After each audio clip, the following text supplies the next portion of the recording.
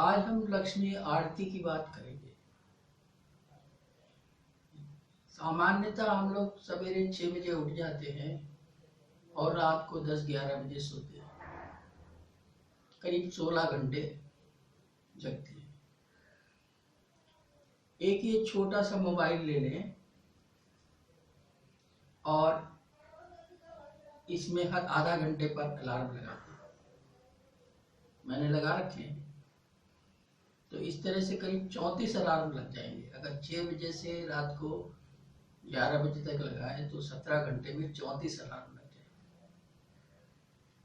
अब 34 अलार्म में क्या करना है कि एक लक्ष्मी जी की मूर्ति अलग रखें, सब देवताओं के बीच में नहीं, क्योंकि सब देवताओं के बीच में रखेंगे तो अति आरती हो जाती है। तो अलग रख लें, जैसे मैंने ये रख ली है मूर्ति फोटो, ऐसे आप भी रख लें। एक छोटी सी टिबिया में कपूर तोड़ करके रख लिए और ये कपूर का एक टुकड़ा लिया और इसमें डाला, और जैसे ही एक घंटी हुई वैसे ही अपन ने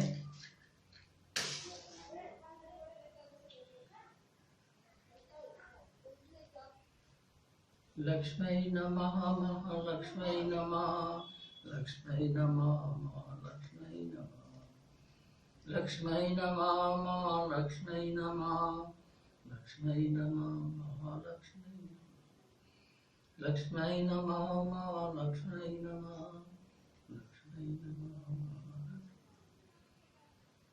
अब आधा घंटा फिर अपना कोई काम करना है तो इधर उधर कर लिया।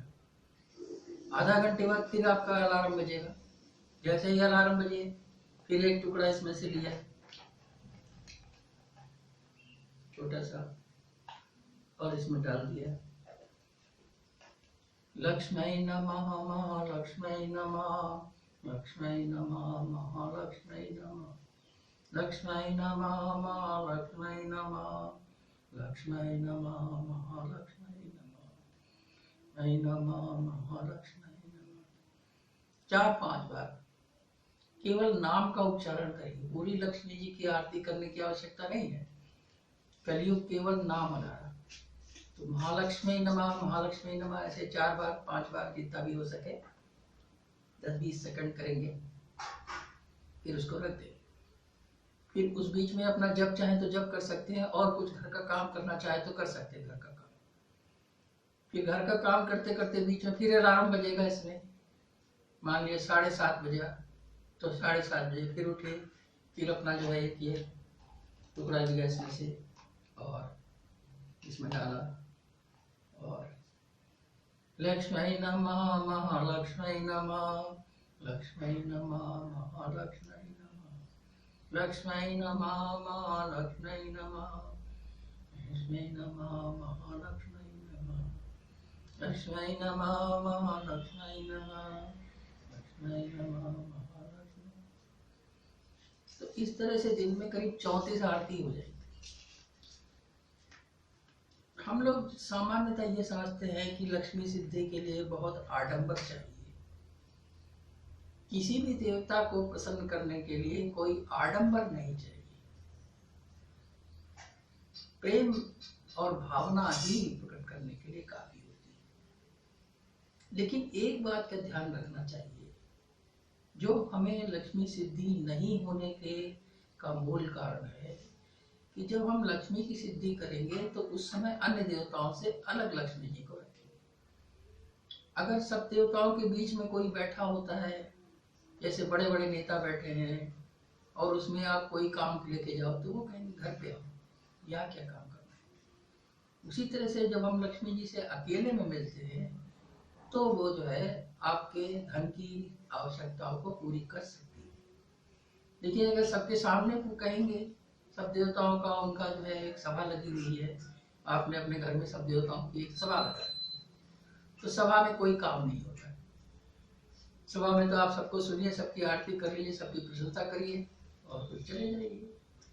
काम कराना है तो किसी भी उसके पास, देवता के पास, किसी भी नेता के पास अकेले में जाना पड़ता है।